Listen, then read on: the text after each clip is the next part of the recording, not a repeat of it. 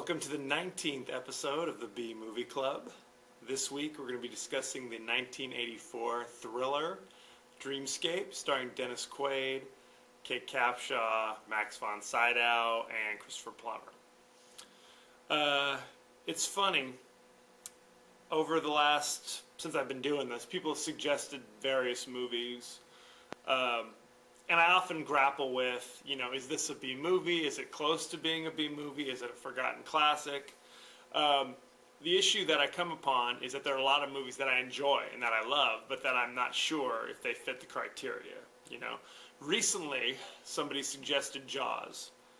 I love Jaws. Jaws is great, but that was like a blockbuster. I mean, that movie kicked off the whole summer blockbuster extravaganza that goes on to this day. So even though I love it and I would love to do a B movie club on it, I'm not sure that that's what we should do here. I think it should be more forgotten classics. Another movie suggested by the same person, Ed, who's a new subscriber, was It, Stephen King's It, which was a TV miniseries. Same thing. Should I include, made-for-TV movies? Should I include made-for-TV miniseries? Things to think about. What do you guys think? Send me your comments, your suggestions, your ideas. Give me your input on what we should do about this. Because typically I've been kind of avoiding those big blockbusters. And also I hadn't even thought about doing TV-type movies. So I'll leave it at your doorstep. Let me know what you think, and we'll go from there. Again, this week, 1984 Dreamscape, streaming instantly on Netflix. If you haven't seen it, go ahead and see it now. I myself hadn't seen it in quite a while, but it was always one of those kind of movies that when people would talk about it, I'd kind of like perk up and go, oh yeah, that was a good one. The plot. Basically, Dennis Quaid plays Alex Gardner, who's like this psychic. And he is basically abducted into this government program where they're using psychics to enter people's dreams. Kate Capshaw is one of the scientists working there, and the head scientist is Max von Sydow. And it's all under the umbrella of Christopher Plummer, who is like this secret CIA director type of guy, kind of a spooky, scary guy. And of course, over the course of the movie, Dennis Quaid goes into various people's dreams. And it's interesting because each dream kind of has its own mood, lighting, the way it's shot, everything about it's different. When I was initially talking about this, I described it as a horror movie, but it's really not purely a horror movie. There are scenes that are obviously scary. There's a lot of sci-fi aspects to it because, again, it's psychics going into these dreams. But there's also comedy in it. There's action. There's a whole, it kind of rounds all the bases. So he's going into these dreams, and what they discover, we find out that the president, who's played by Eddie Albert, is having nightmares about like nuclear destruction. So he's contemplating going ahead with disarmament talks with Russia. And Christopher Plummer, who's, again, this top-ranking government agent type, doesn't like that idea, so he invites the president to come to their sleep clinic, where, I guess it is kind of a sleep clinic, actually. They'll help him with his dreams, but really his plan is to have one of the evil psychics, because there's the nice psychic played by Dennis Quaid, and there's the mean psychic played by creepy David Patrick Kelly, who you remember from, he was Sully in Commando, one of the movies we did recently. He was also in like 48 Hours, and of course most famously as Luther in The Warriors. Warriors Come Out and Play, eh? That was him. He's going to go into the president's dream and kill him in his dream. And what they discovered is that if you kill somebody in their dream, then they die in real life. Very similar to Nightmare on Elm Street in that respect. And Dennis Quaid has to stop him. So there you have it.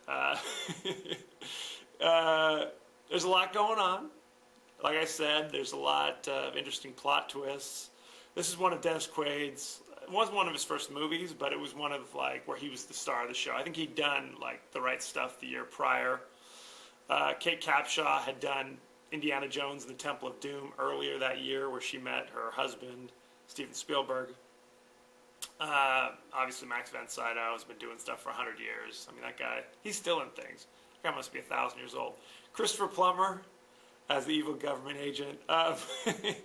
It's funny seeing him because he was Captain Von Trapp in The Sound of Music, and lately all he plays are like kind of these evil guys.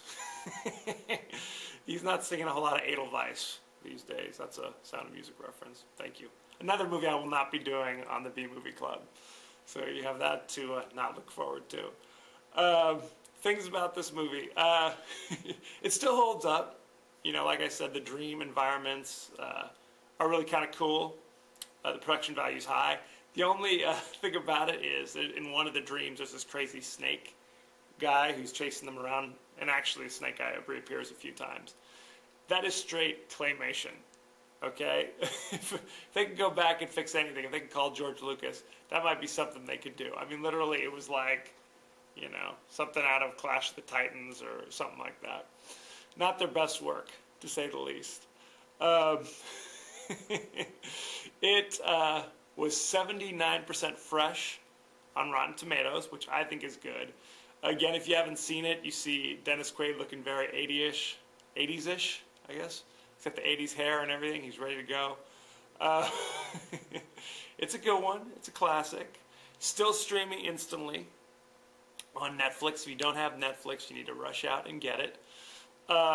Next week, I'm going to be going back to kind of the quasi-horror genre with Tremors, starring Kevin Bacon and Fred Ward. Again, it's got horror aspects to it, but also has kind of action and comedy.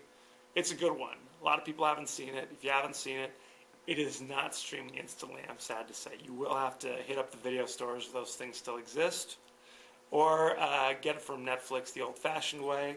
It's not a bad way to go. Excuse me. What I'll do, like I've always been doing, is I'll put up a clip of Tremors onto Facebook to kind of whet your appetite.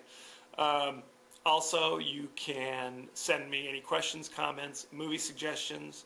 People who are B-Movie Club subscribers obviously get priority. If you send me in your ideas, I'll work my hardest to put those on. Usually I try to pick movies that are streaming instantly, but sometimes it just doesn't work out that way. So again, send me your questions, comments. You can do it on Facebook. You can leave a comment here on YouTube. You can tweet me at KD9575. Yeah. Every episode, I like to end with a totally out of context quote. The quote from this movie, from Dreamscape, was this: "You too, Fukuda?" You have to watch the movie to know what that's from.